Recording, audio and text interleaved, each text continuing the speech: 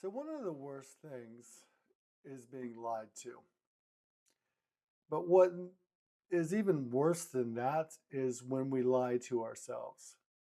So men, today we're going to discuss lies men tell themselves in dating and especially in marriage. Welcome back to Resilient Man channel. If you're new to the channel, thank you for watching. Hit that subscribe button, support the channel, like, comment your thoughts, and we look forward to reading those as we go through. I've got 7 lies that we as men tell ourselves, and it's at our own detriment. So as we go through these things, I'll share some of my own experiences, how I have lied to myself and experienced these things myself. I'm sure you have as well.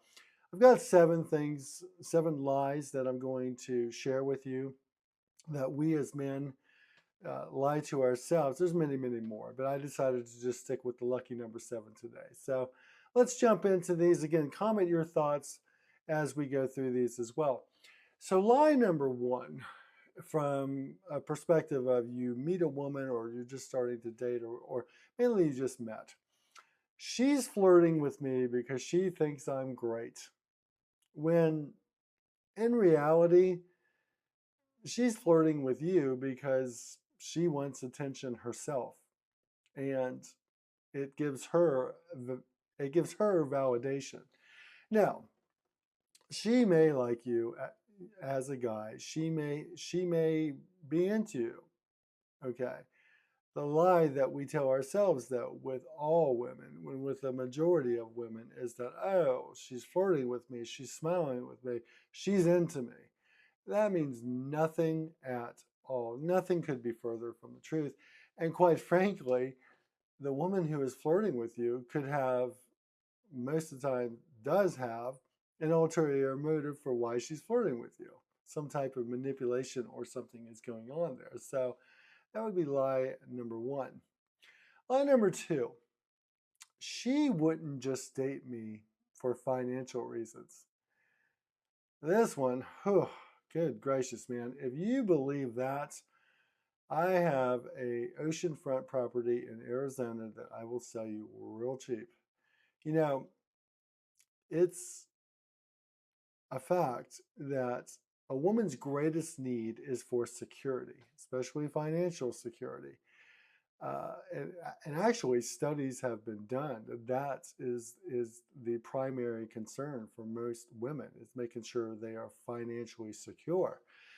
And it's what drives them. It's what motivates a lot of women when it comes to their relationships with you as a man. Now, that doesn't mean all women are gold diggers. Uh, you have to search out her motives. You have to determine this through time, through conversations, of course. But there are many financially distraught women, especially today, that a solution to their problem is a man. And so if you lie to yourself, if you have told yourself the lie, she doesn't just want me for financial reasons, she's really into me. Well, I would watch for a few factors, and I would ask her specific certain questions as you go through your relationship and you're getting to know her. You know, a few factors, for example. Does she manage her own money well? Is she irresponsible with money based on what she's shared with you? Is she financially stable on her own? Does she have expensive tastes that are beyond her budget? That does she, when you go on dates, or maybe if you travel together, or whatever the case might be, does she offer to pay at least part of it or half of it? Does she contribute to the relationship from a dating perspective when it comes to doing things, when it comes to traveling and things of that nature?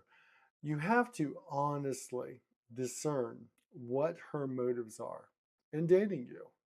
It's a real factor. Don't lie to yourself.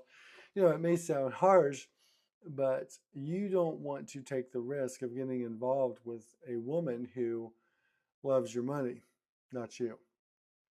Lie number 3. She nags, but that's what women do. No, actually, it's not. Frequent nagging and or being a real biatch, shall we say, is a control issue, and it's a character issue, and it's a major character flaw.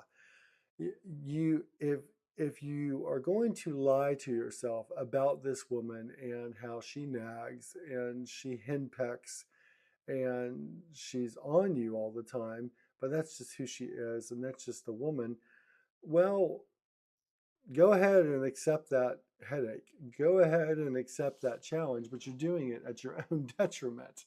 And uh, the smart thing would be to move on and choose a more relaxed, agreeable woman who doesn't want to nag and doesn't feel she has to micromanage and doesn't feel the need or the desire to be a biatch. So, lie number 4, her past is her past. I don't really need to know. Absolutely false. You need to know her past. You need to have conversations with her about her past so you have an understanding. How did she think back then? How does she think now? How does she approach relationships and make decisions? And you need to dig some during the dating process to see if there are big issues lurking beneath the surface based on her history. And her history tells you a lot about who she is. What was, for instance, what was her relationship like with her dad? Was she ever abused physically, sexually, mentally, anything like that? That's going to have a major effect in how she responds to you in your relationship. Have men treated her bad in past relationships? And has she been with multiple men like this? So there's a trend. That's what she was drawn to. That's what she is drawn to. There's bound to be emotional baggage from that. And all you need to know is how she treat this, but also how did she treat men in the past? Has she been in many relationships? Has she not been in many long relationships? These are things that can deeply affect you as a man later on if you don't find out now and don't pay attention to them and accept the fact this will have an effect on your life, quite frankly, in many different ways, the majority of which negatively.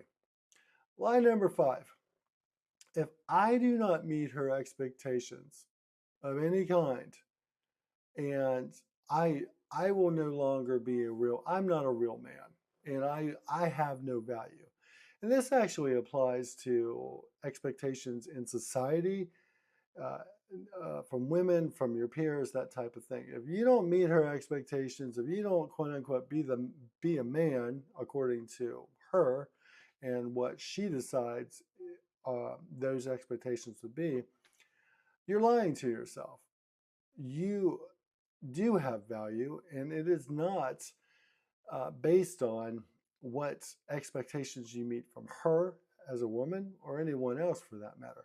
You decide your value as a man, as a human being, as a person, and that is ultimately going to define your happiness as well. Line number 6.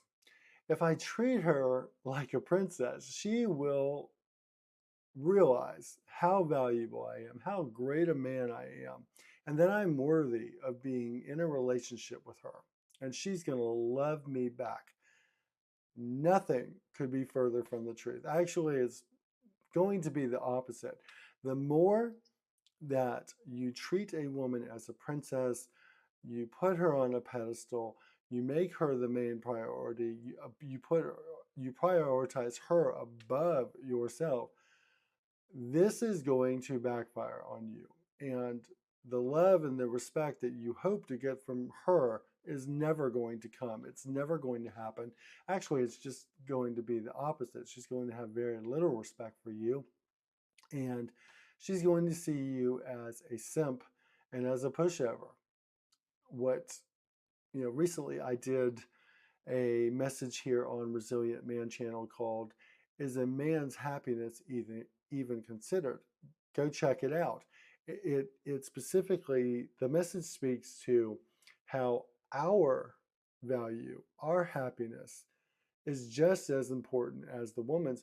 In many cases, it's even more important because you as a man, you need to see your value, see your worth, go after what you're going after while you are crafting and creating the ideal life that you want to have, and that is going to bring you happiness and peace in your life. That's going to spill over into your relationship with her. So it's not, so if you're if you're telling yourself the lie of, if I just treat her like a princess and you know uh, she's going to see my value, she's going to see my worth. No, it's actually going to backfire. You're going to end up with a entitled, narcissistic, self-absorbed biatch. So let me know your thoughts. Let me know your take in the comments.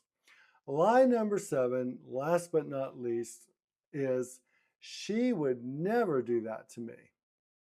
And we'll fill in the blank.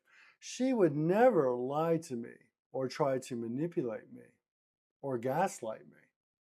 She would never cheat on me. She would never hide money from me. She would never take my children from me, divorce me, and, you know, rake me over the coals in family court. There's many she would nevers that men lie to themselves about. It is at your own detriment. The unfortunate truth is human nature, and I don't say this to be cynical, human nature is not good. I think sometimes we as men, we lie to ourselves and say, especially with our woman, she has my own best interest at heart. She's got my back. She's on my side. Only to the degree that it benefits her.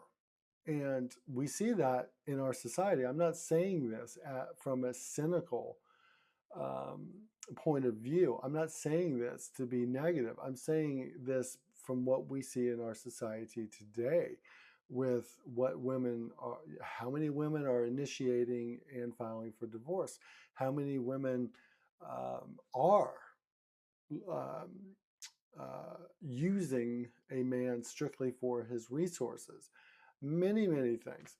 And it's not all women in it, but there are a lot like this. And so, guys, these are 7 lies that we as men tend to tell ourselves. And I think we do it because we want to believe it and we want to comfort ourselves. And we really want to believe that these lies we tell ourselves are not actual lies, but they are. And you have to accept that as the reality, or you believe these lies at your own detriment. So, guys, let me know your thoughts. Hit that subscribe button, support the channel. I really appreciate the support and the growth that we're experiencing here on Resilient Man channel. We have a lot of great content on here specifically for you as a man, dealing with our topics that we are faced with in our society and culture. So hit that like, subscribe, comment your thoughts. Guys, know your worth. Protect your peace.